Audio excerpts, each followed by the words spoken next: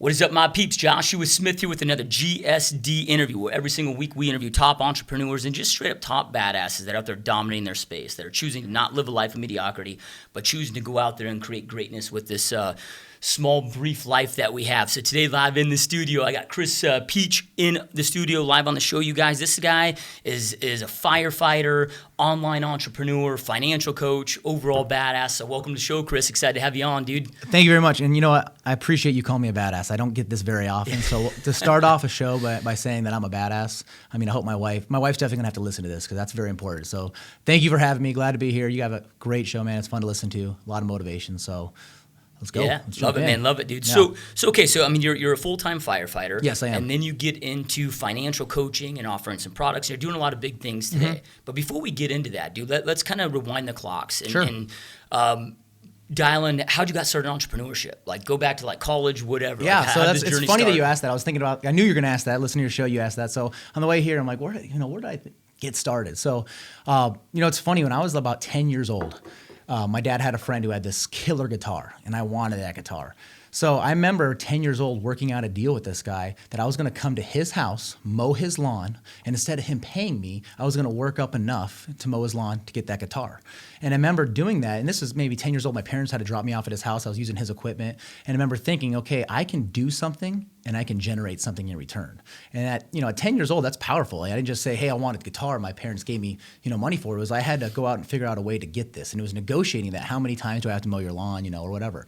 And so that's probably my first taste of it. And then I would say, in college, I went to Arizona State University. You're a broke college student. You're a freshman. You're like, man, I have no money. I have to figure out a way to make a little bit of extra money because I like going out. I like having fun. So this was right around the time that TurboTax went online. It was like the TurboTax was a big deal.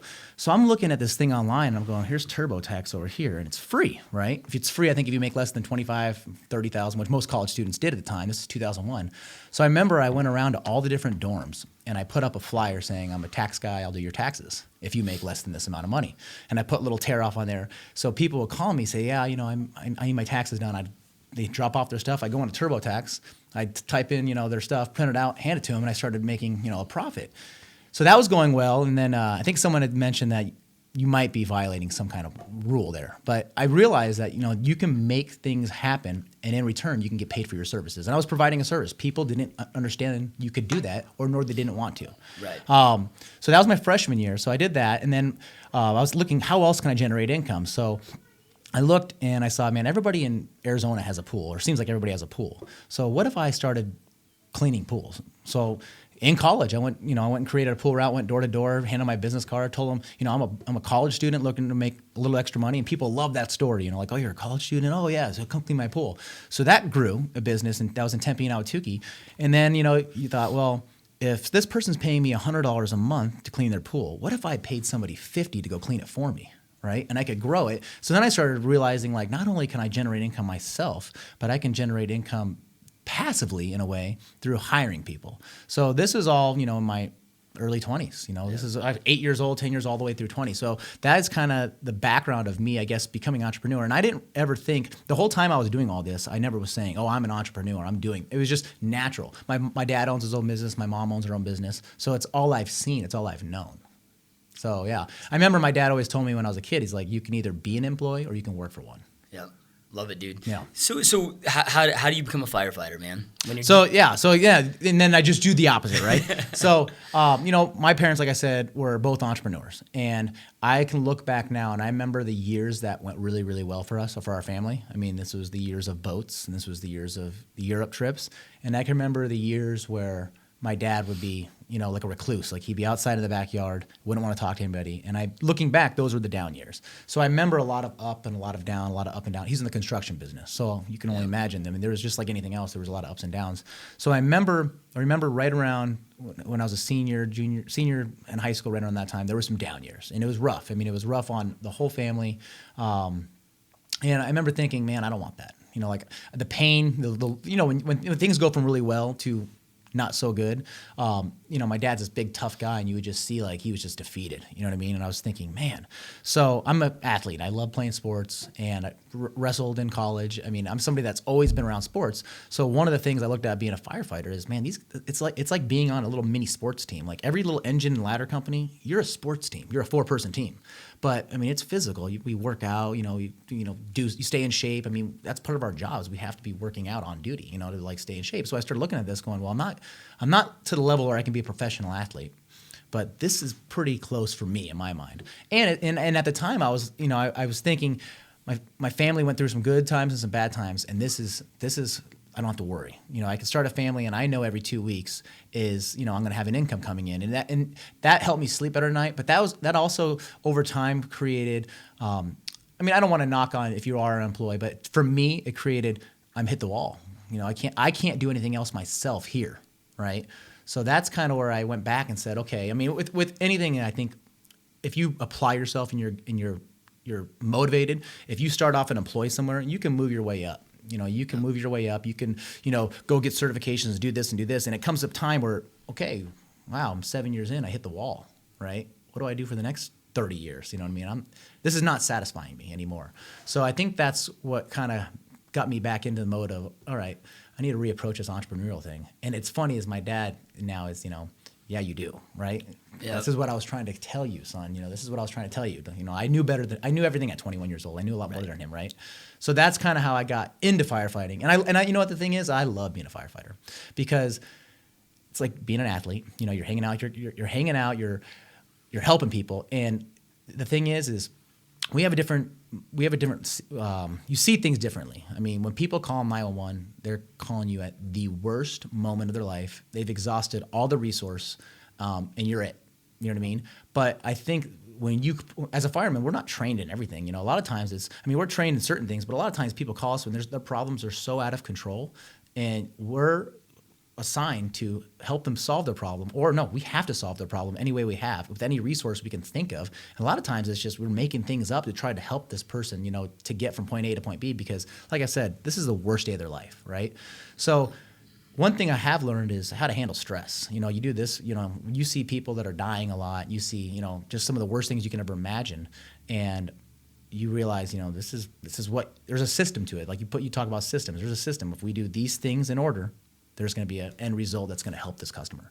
We can do this now stress-free. So taking that into a business mindset, I do a lot of A/B testing. Like, let's see, does this work? No, then this doesn't work. Well, and that sometimes, you put a lot of effort into something and, it didn't work out well. Well, instead of freaking out and stressing out, it's, just like in my job now, there's a system like, okay, that didn't work. We'll go to this system here, and so on. So, yep. Yeah. Love it, dude. Love it, man. So, before we started the podcast, you were kind of sharing your story of how you got involved into the financial coaching. Kind of walk us through that. Like, going from a firefighter to, because you were running a lot of other businesses, the pool business, other stuff, but then now you jump into a new business of being a financial coach. How did that all play out? Well, it's going back to it is I never, when I was younger, I never thought, I'm going to be a financial coach when I get older. That was never something that I dreamed about doing. I thought banks were boring. When I was a kid, I was like, who wants to be a banker? When you play that game Oregon Trail as a kid, I never wanted to be the banker. Yep. You know what I mean? That was not me. I didn't want to be like this financial guy. So, but it happened kind of on accident. How it worked out is, so in 2011, my wife and I are married. We have, I think, a 3-month-old at home, and we were financially broke. She called me at work and she said, hey, I'm at the grocery store and we don't have any money. We can't buy groceries. And I'm thinking, how do we not have money? She's a full-time job. I have a full-time job. And we have a 10-month-old or 3-month-old or something like that. And they're not very expensive then. We can't even afford ourselves. Like, what is going on here? So I started looking. We sat down.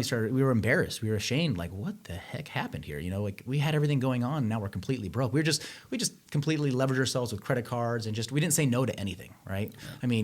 We would go and look at a new car on television. We would get off the couch and go buy it right now. Go sign a $38,000 note for a car we couldn't afford. That kind of stuff. And because everybody else was doing it, so why not us? And so we hit this wall, and I thought, well, everything that we know about money is wrong because we're broke, right? We're smart people. We went to college and we're completely broke. So we started doing everything backwards. And we went to an all-cash system. We don't use credit cards. And people think that's crazy. What about your reward points? And I say, well, I've met, lots of successful people. And none of them have said I'm successful because of my credit card reward points, right? No one says that. And I started looking at, okay, what if we used cash? What if we actually got on a budget? What if we, live below our means? What if we got rid of some of these luxury items while we're getting out of debt and, live below our means? And we started doing all these things. And I mean, people thought we were nuts. They thought we were crazy. I mean, our family, our friends were like, what's going on with you guys? You guys have lost your mind, But my wife and I said, no, we made it. We made a commitment to each other. We actually signed a contract at our kitchen table. And then we hung it up in our medicine cabinet. So it was like a daily reminder, like, no, we're doing this. We're not doing this debt thing anymore. This is not good. This is not fun. So we ended up paying off all our debt. Paid off $52,000 in 7 months. And we were paycheck to paycheck and broke before that. So you can imagine, I mean, we call it scorched earth. Like, we just stopped everything. We just said, we got to figure this out first. What are we going to do when our kids are older? We can't even afford ourselves.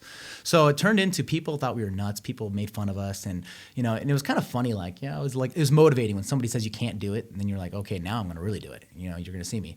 So that fast forwarded about a year into it, people are like, hey, my wife and I are struggling with money. Can you just show us real quick what you did? So, we sit down at our kitchen table and we're doing a budget, and they're like, oh, okay. And then that turned into showing the brother, the sister, and that turned into, hey, you should run a class and have lots of people there. So we started doing these classes, and there was, 25, 30 people. Well, some of the people through the classes were other entrepreneurs in the Valley. Said, hey, I hired this lady and she's struggling with money. Can I send her through your class? So we started doing this, and then all of a sudden we were about 5 classes in. And this is all volunteer, right? I mean, I have my job, my wife has her job. We don't have debt. We're not making debt payments, so we don't care anymore. Like, this is, we're giving back.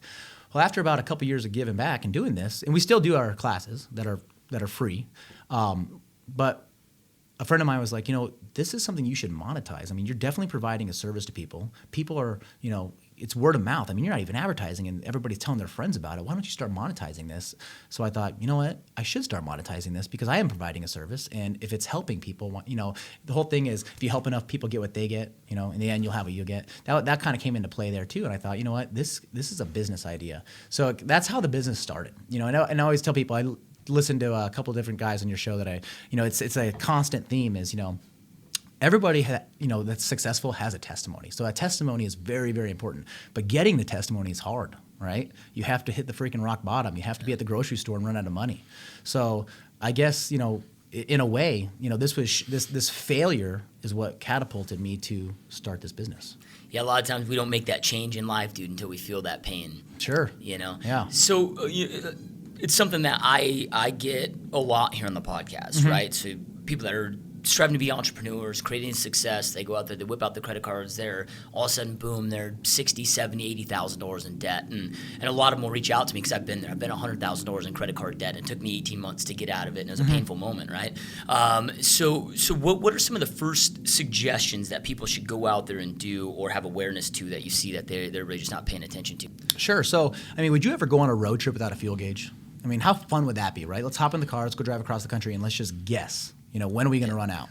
That's what you do in life when you're not living on a budget. That's what I figured out is, think about all the different payments in your life. I mean, just your personal life. I mean, you have groceries, fuel, internet, cable, every APS bill or whatever, not APS, but your utilities, every kind of bill possible. So if you think you can just manage this in your head, you're out of your mind, right? You just think, what comes in, I'll just kind of eyeball it, right? You have to be on a budget. And I tell people, we do a monthly budget. And that's the first thing. When you come to my website, the first thing I tell you to do, if you want to be successful with money, if you want to do anything right from this point forward, you have to start managing your money. What gets measured gets managed type thing. So the first thing I recommend is people get on a budget. 99% of the time, what people realize is they get a raise. You'll get a financial raise because, think of money as this big bucket, right? Your income's going in this bucket. Well, your budget's plugging up those holes in the bottom because, at the end of the year, people say, we made this much money. Where the hell did it all go, right? It just falls out of that bucket. So a budget is tightening it up. And people think, I'm not going to go on a budget. It's like being a dog walked on a leash. No, you make the money, you get to do whatever you want with it. You know what I mean? Just allocate your money. Just like, you talk about 168 hours in a week, right? This is how much time you get.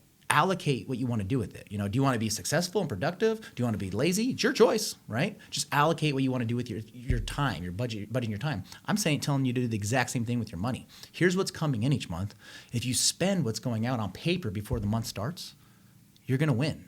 You're going to win. And if you're going to start a business, what better place to start a business with financial stability, right? Like, okay, if I'm going to start, I need to get out of debt. So to get out of debt, I need to allocate X amount of dollars to the debt each month, or it's not going to go away, right? It has to go away with money. You have to throw money at it to go away. So what if we get on a budget, we tighten some things up over here, and we just start dumping thousands and thousands of dollars in 18 months and knock out 100,000. Yep. So getting on a budget is the first thing I recommend.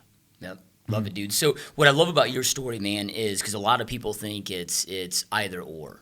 But it's like, no, you can have it all. Like, you can do it both. You can go out there, have your full-time career, and then become an entrepreneur on the side and making good money. And then sometimes that side entrepreneur venture, making way more money than you do in your corporate job, right? So, what were some recommendations? Because we've got a lot of listeners that are in corporate America that are trying to get into entrepreneurship. And their mind goes to, well, I got to wait till I've got a certain amount of money in the bank, and then so I can leave this corporate world and then jump into entrepreneurship. And it's like, no, you can do it all simultaneously in a fiscally responsible fashion, right? So, I mean, how did you really get started with jumping into this, creating that balance where you are able to do it? And what are maybe some of those suggestions that you give the listener base? Sure. So looking at it first, if you're going to start something, you can't treat it as a hobby. If you want something to produce results, don't treat it as a hobby, treat it as a business. So that's the first thing for me is I looked at this and said, okay, when I'm going to start this website, and I'm going to start this financial coaching product, and I'm going to create these digital products, I'm not going to just do it on a whim. I'm going to create a schedule, and I'm going to allocate a certain amount of hours in each day towards my business, or it's going to be a hobby. It's going to pay you like a hobby. It's going to treat you like a hobby.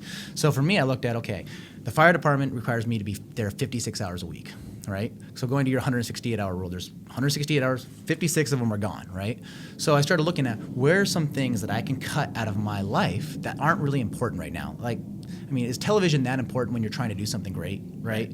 So there's some certain things that you look at, okay, so, and sacrifice, it takes sacrifice to do anything great in life. It doesn't just automatically show up. Anybody that's been successful in anything they do, it's sacrifice, sacrifice, sacrifice. And then the people watching say, oh, he's an overnight success. But they didn't see it's sacrifice, sacrifice. So some of the things I look for me is, okay, I got 2 kids at home, right? My wife leaves the house at 3:30 in the morning. Okay, she has an early job. So she's out of the house at 3:30 in the morning. And so I have an opportunity from 3 a.m. every day, from 6 a.m. to work on my business, So I looked at it and said, okay, there's 15 hours a week I just found right there. Now, what did I have to sacrifice? I had to sacrifice a little bit of sleep. Now, is it going to be forever? I don't know. Maybe if I get used to it. But this was, you have to sacrifice if you want to win. And if you think that it's just, oh, I'm just going to go through the motions and I'm going to treat it as a hobby. And then another thing is you cannot make excuses. Like everybody out there has it tough. I do this financial coaching. I sit down with people. I'm sitting down with a single mom who's, husband just left her with 3 kids, or everybody has different circumstances and overcome it, right? And they create a testimony that you can use to empower your business. So that's another thing too, is there's been times where I've been exhausted. There's been times when, I have my window from 3 to 6 and it's like my window, don't mess with me. And my kid wakes up at 5, And these are like excuses. Well, I'm not gonna be able to make it today. No, you can still make it. Just manage your time, figure out what am I also gonna cut? Okay, well, you know what? Tomorrow I'm gonna have to wake up an hour earlier or go to bed an hour earlier, something like that. So is that kind of the question, the road you're going down? Yep.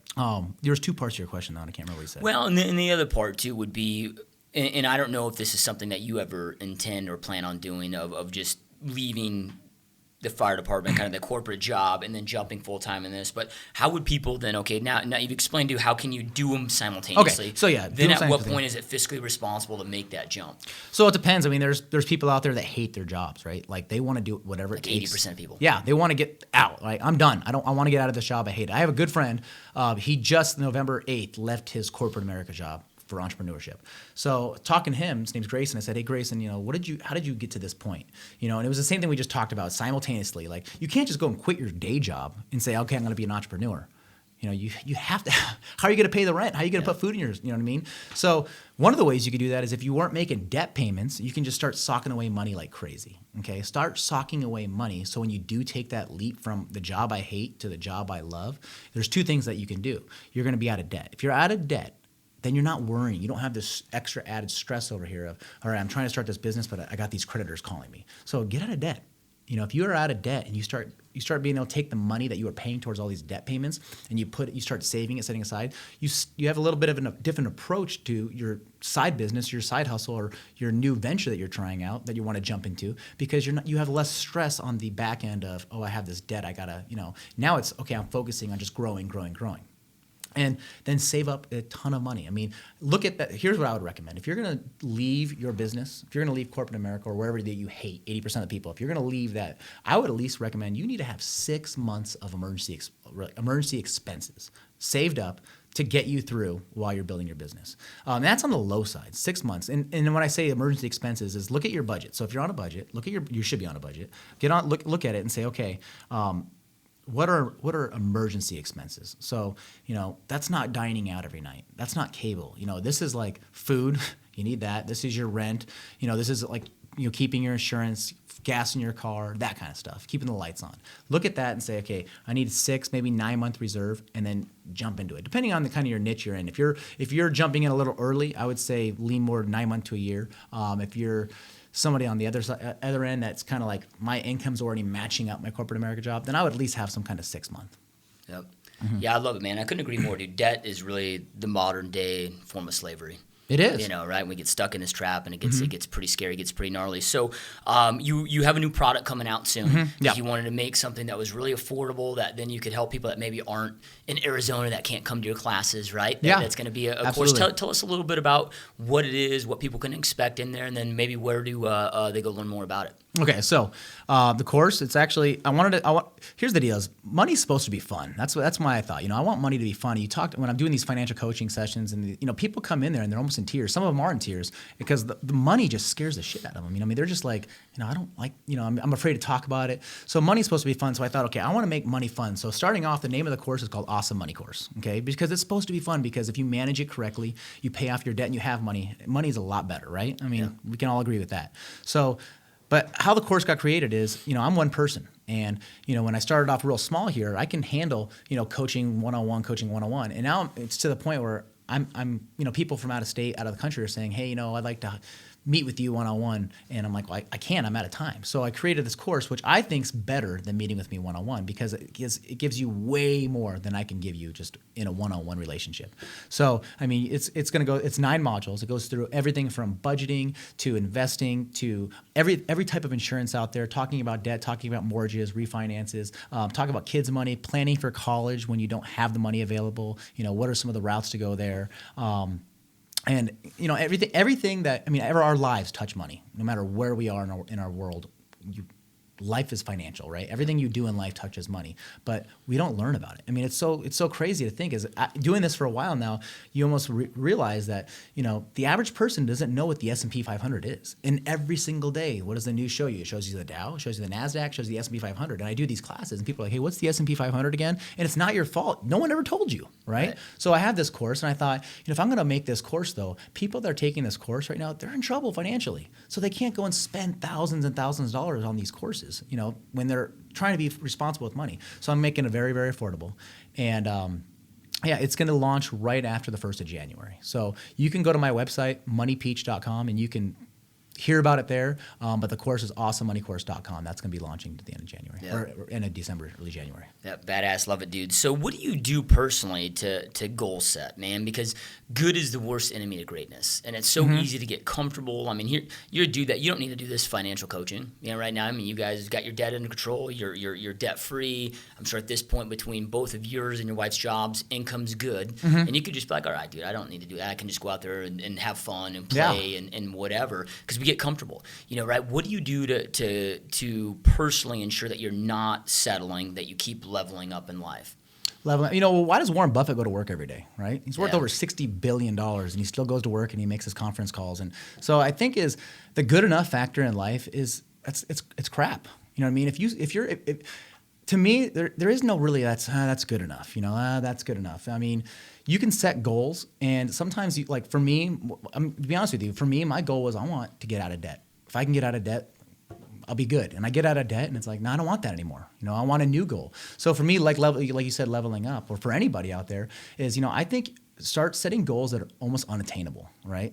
Because you read these stories about people who are ultra successful, and they don't set these goals that are you just grab right away. Okay, I made it, because that's boring, right? That's like hitting the wall financially. Like I can't make any more money. That's like being an employee. So for the goal setting is you set a goal that's almost unreachable, and then you do everything you can to get at it. And here's another thing: is share your goals with people. Tell people about them. Tell how crazy they are. Because for me, one of my motivating factors is when I tell somebody like, here's where I want to be in 1 year. And they're like, all right. And then it's like, what the hell, man? You don't believe in me? All right, I'm going to prove you wrong, right? So that was another thing. But I guess putting you can set goals, but put them on freaking paper and share them with other people. So like when we were getting out of debt, we wrote that contract up. That was our goal sheet. We wrote it up and we signed it. We hung it in the medicine cabinet. So every single day it was like, oh yeah, we gotta work towards this goal. Like it almost shamed you into doing it. You were shaming yourself, like, don't give up.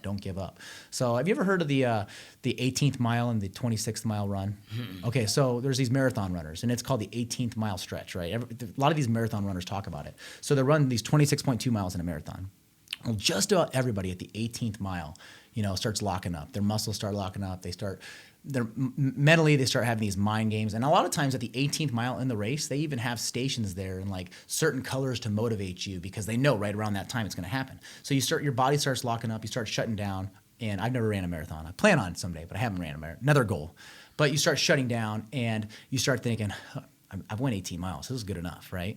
And that's, I think, when you say 18 mile and you go to the 26, that's what's going to separate you from being good to being great.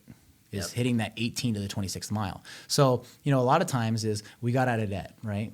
Cool. And things were going really well in our life. We were at the 18th mile. And like you said, hey, we could say, this is good enough. I could sit back, but that's boring, right? That's boring in life. Why does Donald Trump go to work? Why does Warren Buffett go to work? They don't need to go to work, right? Yep. Love it, dude. So, you're kind of one of my favorite guests to interview, meaning you're an entrepreneur. Mm-hmm. You're in great shape. You've got a young family, mm-hmm. that you make sure that you're spending time with, that you're not neglecting. Because what happens with so many, and I see this mainly with more so with male entrepreneurs, is they get really good in business and they get really good at making money, but their health goes, their relationships go, they don't know their kids, their marriages fail. What are some of the things that you do? Because, dude, you're 58 hours a week at the fire department. Mm-hmm. Then you've got this going on, but mm-hmm. then you are a husband, then you have 2 little ones. I mean, I hate the word balance. I don't really believe in the word balance, but what do you do to kind of balance it out somewhat to make sure that you're still being there and being a present parent and a husband? Okay, so going back to I love it when you talk about you got 168 hours a week. What are you going to do with it? So for me, I look at it and say, okay, what prioritize my life? What matters the most in my life right now? Okay, so for me, my family comes before my entrepreneurship, my job with the fire department comes before. So if I'm looking at my budget, right, what matters to most me in my budget, right? So what are some of the things I want to invest? That's one of the things. So that's one of the things I pay first, right? I want to give. That's another thing I put in the front of my budget. Well, my front of my life is family time. So I need to make sure that I'm allocating time to take my wife out on a date. Allocating time to take my kids to wherever where I'm my kid's football coach. So this is time that I'm allocating. I'm not balancing it out with everything else. It's just that this is going to come first for me. Okay, and then I move down this list. Okay, guess what? Being an entrepreneur is at the very top of my list as well. So that's going to be inserted in there. What time? Okay, I have to have. There's so many hours. Where am I going to find these hours? Okay, well when the kids are sleeping and my wife's at work, I can't hang out with my wife. I can't hang out with my kids. Oh, perfect. I can work on my business, right? So that's kind of how I manage that. And you talk about this all the time, is you have to stay in shape. I mean, if you don't believe that, just go look at some research and they'll tell you people who are in shape are more successful over time, right? Yep. So stay in shape. And that doesn't just mean, I'm going to go to the gym and pump weights, right? Get on, be healthy, live a healthy lifestyle. So I'm lucky my wife's a big paleo girl, so our family, we eat paleo, and then we're big into CrossFit, so that's for us, it's 5 to 6 days a week, it's 5 to 6 days a week, it's an hour-long class, and that's non-negotiable. That's stuff that like my wife's a news anchor here in Phoenix, and so she has a crazy schedule, but there is no way in hell she's missing that 1 hour of working out. It's not going to happen. You cannot pull her from that. 1 o'clock every single day, she goes to the CrossFit gym. Same thing with me is, I go at different times depending on my schedule, but it's 1 hour a day that I'm not giving up, and then So for example, like I'm not a good runner, okay? So set some goals inside your diet or set some goals inside your physical fitness. So I'm not a very good runner. I want to be better at it. So one of the things I just started recently doing is said, what if I ran a mile every day for 100 days? Could I do it? So that's one thing I'm going through right now. And it's another thing is, okay, you train your mind to set these goals with your business. You train your mind to set your goals with your personal life. Train your mind to set your goals everywhere, right? Yeah. And all of a sudden it all comes together somewhere. because my relationship with my wife is awesome. You know, we have date nights, we go, you know, do things together. My relationship with my kids is awesome. I mean, people always say, how do you find all the time? You must be so busy. It's like, you have the same amount of time I do, right? Just allocate better. Just, you know, don't waste time. Don't do stupid stuff, you know? I mean, be productive. It boils down to the awareness, right? Getting clarity on what you want, and then just being aware of what we have available. You know, so love it, dude. So what does self-development look like for you, man? You know, I'm still working on it, and I'm not. And I'll be honest with you, I'm not there. That's probably one of my weaker areas. Is how can I get better? You know what I mean? And so one of the things that for me to do that I look at is where am I failing? And we all like to just talk about our wins and okay, I just did this and I did this, and I start looking about like where am I failing? Where am I not doing good? So I focus. I mean, I hate to say I focus on the negatives, but I focus on the areas that I can improve the most. So you know, in every aspect of my life. So you know, if I notice that things aren't 100% I want with my wife, I look, okay, where am I going wrong here? You know what? We haven't had a date night in 3 weeks. We're supposed to do one every 2 weeks. Fix that. Okay, you know, if things aren't going well with my kids, I need to spend a little more time with maybe, you know, let's start reading a book once a night. You know, I noticed that when I work out in these CrossFit WODs, I'm getting crushed in the running. You know, I need to start running a mile a day for the next 100 days. I guess looking at areas of my life that I can improve, and no one's perfect. I mean, I promise you, if you look for an area you can improve, you will find many, right? So we are our own worst critic as well, but use that and then just find areas where you can. And then also, I'm a big reader. So, I mean, and the hard thing is for me is like, I feel like when I'm reading, I'm like, oh, I could be doing this, I could be doing that. But it's like, you don't realize when you're reading, you're taking in knowledge. It might take a little bit longer over time, or listen to audiobooks. We do that as well. But, you know, reading some books and learning different things are huge. And then for my business is, you know, I'm a big podcaster because I can multitask that. I can be driving around town. I could be at the gym. I could be doing stuff, and I could be learning. Running your mile. Yeah, running my mile, listening to different podcasts. So I would say does that answer your question? Yep. Okay. What are some of your top reads, dude? Okay, so my all-time favorite book, the one that probably was like a gut punch reality check, like you got to be kidding me, was The Millionaire Next Door. Yeah. Okay, have you heard of that? Yep. Read it? Oh, yeah. So Thomas Stanley, he did this research and he looked at net worth millionaires. So not somebody that made $1 million, but somebody that had a net worth of $1 million. And they did research all over the country. And just some of the things that you see in this, you think, man, these people are, and they're not just like, we're not talking about $1 million. We're talking about deca millionaires. You know, we're talking about billionaires. You look at these people, and I mean, give you an example. The average millionaire in America drives a 2-year older car. You know, and I remember in the book, I'm like, what? They should be driving a brand new Range Rover, right? Because we see the Kardashians on TV, and that's what I believe. That's what a millionaire is, or that's what I thought. So I looked at this, and I'm like, 2-year older car. This doesn't make any sense. And you start reading through. Number one response when interviewed, why do you drive a 2-year older car, is because they would rather put money in things that go up in value than things that go down in value. They're going to let somebody else take the depreciation, and then they'll drive the rest. Yep. And I'm like, that's the separation of wealth right there. It's just making those small decisions in life, doing those over and over again. You know, like we don't have cable. You know, that was one of the things when we were getting out of debt. We cut off a lot of our life. We cut off cable. And I thought, you know, as soon as we get out of debt, we're going to go back to cable. And I thought, well, I could take this $120 a month and I could put it here and I could grow, or I can pay for it. Was like a no-brainer. You start learning at the opportunity cost. It was because of that book. It just completely revolutionized the way I think. You know, I mean, stuff is stuff, right? We used to drive these luxury cars to impress people at the intersection that we didn't know or care about. They didn't even like us probably.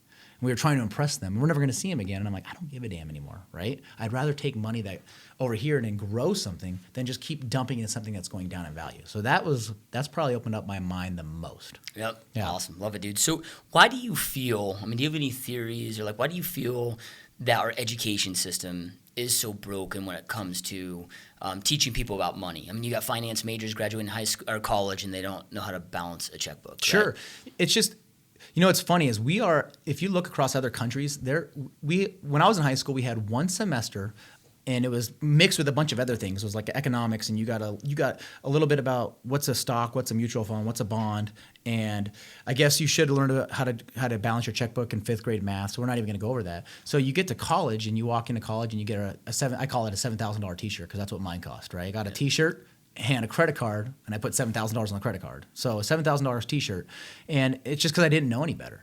I had no idea because I was never taught it. And I have no idea why this is, but it's changing. I mean, this whole personal finance thing is starting to become cool. That's what I tell people. It's really starting to become cool. People, especially after 2008, 9, people are like, I'm done with debt. I don't want to do this anymore. I don't want to go back to where I was. And you've had some people on your show, they talk about like, I was down to $6, whatever it was. I was done. I don't want to be there anymore. So, but you're starting to see more and more, like, so not in Arizona so much, but there's there's curriculums around the country where banks are coming in and they're supplying a curriculum, like a year-long curriculum your senior year in high school on everything personal finance. And so it's funny is, why wasn't this going on 10, 15 years ago? And I think it's just like going through anything in life. You have to have some kind of testimony. So for the millennials or the people, just the young Gen Xers, they went through the 2008, 2009 and got rocked. And they're coming out. So it's starting to be, this whole personal finance thing is starting to become cool, I think, right? But that's why you have like websites like mine, and there's other bloggers out there, there's other personal finance gurus out there that are reaching out because, I mean, people need help. People want to know more. And, so for someone like me, I've been in this now for so long that I don't realize that, man, there's so much knowledge that needs to be taught out there. There's so many things that people don't know because they're not being taught about it. You mentioned, like I talked about earlier, like, okay, guys, the S&P 500 is average. Wait, what's the S&P 500 again? I'm like, man, this is on the news every single night. These 3 things, they show the Dow, the NASDAQ, the S&P. You're 35 years old. So that means you've been watching the news. You've never understood what this means. And you never even asked, but no one's asking these questions. So I don't know why it's broken, but it's starting to get fixed by demand. I think people are saying, we're done. We're fed up with this stuff. So and I think parents too, we got to be cognizant of the language with our kids. I catch myself doing this all the time. I was doing this weekend where my daughter's asking a bazillion questions, and like I want to say, quit asking questions, right? But that's what our parents told us, and we don't ask questions, and we just learn to kind of go through life without we lose that sense of curiosity that we were born with. So we're not asking those right questions, like you said. What is the S&P? I see this every day, but I don't even know what the hell it is because I don't even know the question to ask because I've been trained to not ask questions. Right? So love it, dude. So all right, man. Let's say something happens, and you lose your job, wife loses her job, like you guys are just like totally wiped out financially, like you're starting from zero again. Health's good, kids good, family's good, all that's good, and you have little to no resources, maybe a couple $100 in your account. What are some of the first things that you would go do immediately to go out there and rebuild? So if I'm in this position, so you're asking if this happened to me personally, for your audience out there? No, just do. Okay, this happens to me personally.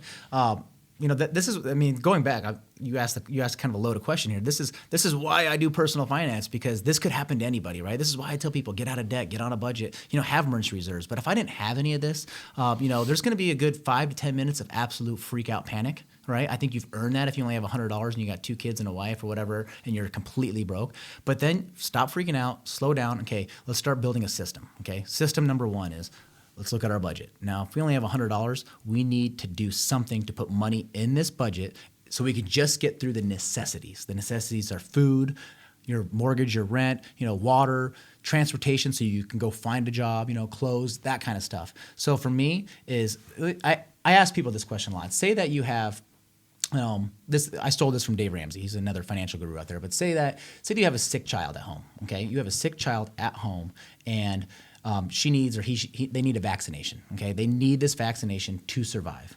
You're in the same scenario. You have $100. Okay, they need this vaccination to survive. The only way you can get this vaccination is if you pay cash for it. Okay, it's going to be $2,000, and since it's so rare, you have to actually pay cash. You can't borrow it. You need to go out and earn it. How fast could you earn that cash? If you were dead broke and didn't have a job right now, how fast could you get $2,000? Well, I guess it depends on your skill set, but pretty quickly. You're going to do whatever it takes. It's your kid, right? So when you put that kind of emotion into the question you asked about where do you start, that's where I would say is this is do or die mode, right? You are not below anything, right? You are not below anything. If you can walk, you can talk, you can do any of these things, go out and make some money. So you don't have to have a career at that point. You need to go out and make some kind of money. I tell people, go out and deliver pizzas. Do whatever it takes so you can at least get some kind of stream coming in while you build this up over here. Yep. Mm-hmm. But get on a budget. I mean, you have to be able to allocate your budget. Also, in this situation, shut everything off. If you don't have any money, you don't have cable. If you don't have any money, you don't have a smartphone, you have a flip phone. So you can at least get employed somewhere.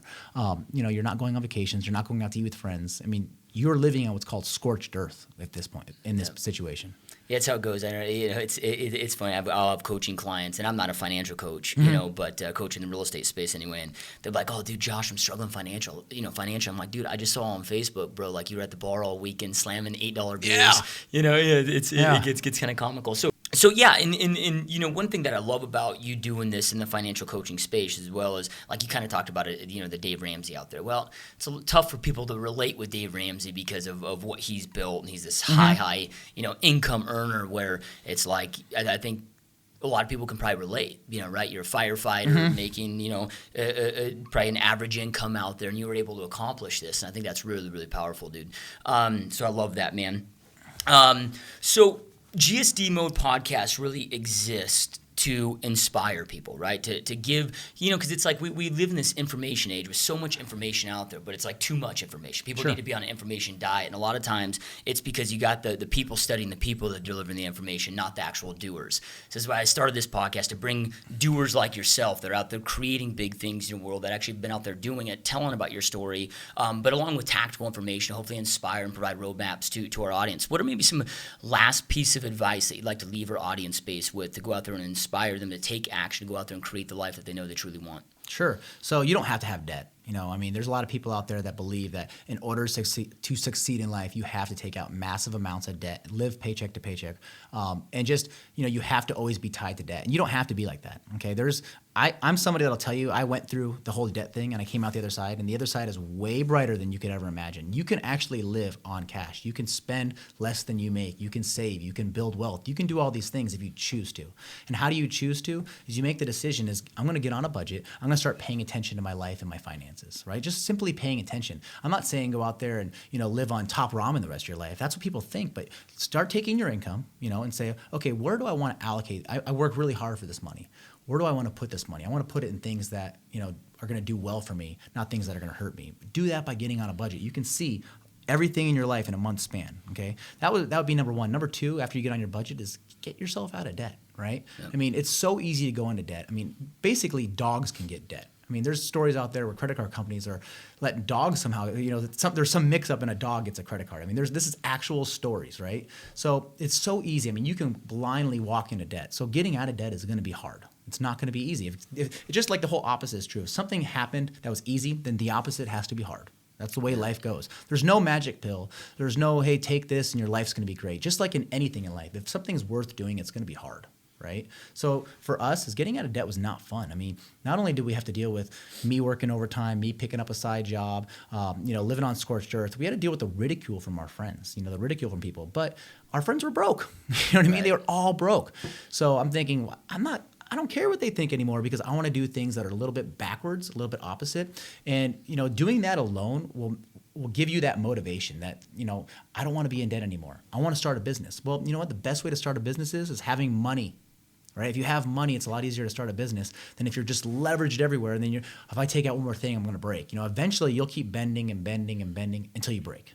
It's inevitable. So if you have a budget, you're out of debt, then you can start allocating your budget, your income, your resources to building your dream, your job. If you have, aspirations, I want to be the most kick-ass real estate agent, but I have to go to these classes, I have to get this license, and these things cost money, and I don't have any money, then you're not ready to go there. I always tell people too is, if you have $0 in the bank, you're not ready to buy a house, right? You have to have some money to buy a house, because guess what? Houses cost money. Right? Even after you buy them, the hot water heater goes out or something happens. Same thing with starting a business is, get on a budget, get out of debt. Now you're looking at, okay, I have no more debt. I'm over here. I'm on a budget. I know how much money I have coming in each month. How much can we squeeze to allocate towards my dream, towards, me becoming an entrepreneur? If you're in that position versus, okay, I have $100,000 in debt over here. I'm not on a budget, but you know what? I'm going to just open up this business over here and kick ass at it. You're going to get tackled from behind by the debt over here, and by not living on a budget, you're going to get tackled out of behind. And then the person over here that got on a budget, got out of debt, they're just going to be sailing, and you're going to sit there and go, what happened? I just told you what happened, right? Yep. So, and being a dude that's went through it, man, a lot of people play this keeping up with the Joneses game to feel better about themselves. And then they just end up creating more pain in their world, internal pain with that they don't let the rest of the world see, right? But, so you start giving up those luxury items. I mean, were you less fulfilled when you didn't have the nice cars? No. And we were talking about this earlier. So, one of the things we did is we got rid of our luxury cars and we drove crap. That's what I tell people. I drove crap, because I wanted to get out of debt. So we drove crap and we got out of debt, and we were like, hey, let's go buy new cars. And we started looking at, okay, a new car, they say loses 60 to 70% of its value the first 4 years. Okay, you would never put money in an investment that goes down 60 to 70% in the first 4 years. No way. So I started looking at this told my wife, I said, you know what, we have the money now to go pay cash for this luxury car. What if we just keep your car and we invest it? What if we keep your car and we do this? Or, you start looking at going, you know what, I'd rather go on a kick-ass vacation with the family than drive this car that's going down $100 a week. Just fun numbers here. Fun fact: if you drive a $32,000 car at a 4.5% interest rate, it goes down $100 a week in the first 4 years. That's not cool. No one wants that, right? When you look at it like that, that's terrible. So we started looking at that right there. And, so going back to my wife is awesome. I mean, she works on the news. She's on the news 5 days a week, one of the bigger cities in the country here. And she used to buy these expensive luxury clothes. I'm talking $300 to $500 for a dress. And we justified that saying, well, my wife's on TV. We have to pay for it, And then we went to this thing we called Scorched Earth, And now she buys dresses at Target. She buys dresses at Kohl's. And, they're like $20, $30 dresses. And she gets fan mail all the time asking her, like, oh, my God, I love your dress. Where did you get it? And she'll say Target. And people are just, like, blown away by that. And then they have they have assigned parking stalls at her new studio. And I remember she was saying when we bought a used Kia. That was our get out of debt car, a used Kia. So we still have it too. Believe it or not, it's like, why it drives. The kids destroy it, and I don't care anymore. But it's funny. She took a picture when she first got it, and it was like, Lexus, Mercedes, Kia, Escalade, Lexus, And she's like, my friends think we're crazy. And I'm like, let them think we're crazy because we're going to be rich. You know what I mean? We're not going to deal with these cars going down in value. And I still drive an old vehicle too. I don't care. But I also, too, on the flip side of that, when we got out of debt, we wanted to have a little more fun. And when you have no debt and you're on a budget and you can save up quickly cash, we bought a boat. People are like, you bought a boat? Be like, yeah, we paid cash for it. It represents about 3% of our net worth. And we love it. You know what I mean? Yeah, I love it, dude. And I think your message is something, that's why I'm so excited to have you on the podcast today, because it's something we need to hear, especially Americans, man. I just read a stat the other day that scares the hell out of me. 2% of Americans today can retire at the age of 65 without being reliant on their kids to take care of them. So 98% retire at the age of 65. This is after Social Security. This is after their pension, whatever. Mm-hmm. Now they're a liability to their kids. They're a crutch to their kids. And I don't know, but for me, dude, I would kill myself if it got to the point where my kids had to take care of me and maybe they couldn't send their own kids to college because I didn't plan properly. Yeah, you have to plan properly. And if you think the government is going to take care of you in your retirement, think again. They can't even take care of themselves. We've seen this. So, yeah, take care of yourself. But now that's a good point you brought that up. So this is one thing people always ask me is I see a lot of people that aren't investing at all in retirement. They're not doing any kind of investing at all. And they're in their 40s and I'm like, well, you're not investing anything in retirement. What's going to happen when you retire, right? Social insecurity is not going to help you. And they're like, oh, I'm paying for my kids' college. Well, that's great. And I'm glad you're doing that. But that means your kids are going to have to take care of you when they get out of college, right? Yeah. So let's do something differently. Let's invest in you first because retirement is going to happen 100%, right? You are going to get old. Your kids maybe not go to college, but if they go to college, they're adults. They can pay for it. And I talk about that in my course. There's ways you can go. So I'll give you an example. We have a nanny. She goes to Grand Canyon University. It's like $27,000 or $28,000 a year. She pays $2,000 a year. Why? It's because she goes and applies herself. She gets grants. She gets scholarships. There's things you can do out there. You can't get grants and scholarships for retirement. It's up to you. So you have to invest in yourself first. So it's hard to do because you love your kids and you think, oh, I should be spending every dollar I can saving for their kids' college. Well, then you're going to see that 98% of those people are going to be reliant on their kids. And you don't want that. I don't want that, right? Yeah. So, and believe it or not, college is important. I want kids to go to college. It's not a human right, though. Okay, and there's lots of successful people out there that are going to college that are paying their way through school. And here's one more thing. I can go on a rant on this because I get so passionate about it. So if I'm an employer here, and I got little Johnny over here that got a 4.0 GPA, never worked a day in college, Parents paid for everything. Nice kid. I got Joe over here. Joe got a 3.0 GPA, but he worked 25 hours a week in college, put himself through school, was promoted to lead at his job. And I'm hiring these two people. I'm hiring Joe because this guy knows time management. This guy knows work ethic. This guy knows, he knows real world. This guy knows academic world. So I tell parents that too. It's not child abuse if your 18-year-old baby, goes and gets a job, right? Yep. They're gonna survive. Man, and today, dude, it's college it really becomes a scam, dude. It's between all my companies, I've got between independent contractors and full-time employees, about 85 people that work for me. Mm-hmm. I've never once asked anybody if they went to college, what their degree is, what their GPA is, right? It's here's the skill sets I need. Prove to me that you can handle these skill sets, and let's rock and roll. So, love it, dude. So, and just because I believe that everybody, all of our listeners, and I highly encourage you guys to do this, to go get Chris's program, go follow Chris, get on his blog. Again, what are those websites? So go to moneypeach.com, okay? There's going to be a landing page up there soon for the course that's going to come out in January, but you can get on the wait list for that. And then the course is going to open up right after Christmas, early January, and that'll come out, right after that. And it's under $200. It's going to be $197. Yep. Yeah. It's everybody dirt can cheap. afford it. Go buy a few less Christmas presents. I promise you will save $197 the first probably 2 weeks of your budget, right? Yep. So it pays for itself, and it's the course that you should have got when you were in high school. It's the course you should have got when you were in college, and it's there. Yep. All right. Awesome. So, love it, dude. Love it, love it, love it. All right, our listener base, I know we end every single podcast with this, but information without implementation is the start of delusion. Information is not power. It's taking that information, executing on it, taking action that creates power in your world. So, Chris delivered some awesome, amazing advice to you guys. Take some of the things, whether it's 2 things, 3 things that he mentioned, start applying to those your life immediately so you can go out there and create the life that you know you want and you deserve. And Chris, man, it's been a huge honor having you here in the studio. Dude, this has been a great time, brother. Thank you. Yeah, you got it. Yeah, absolutely. All right, you guys, we'll see you next time. Thank you for watching.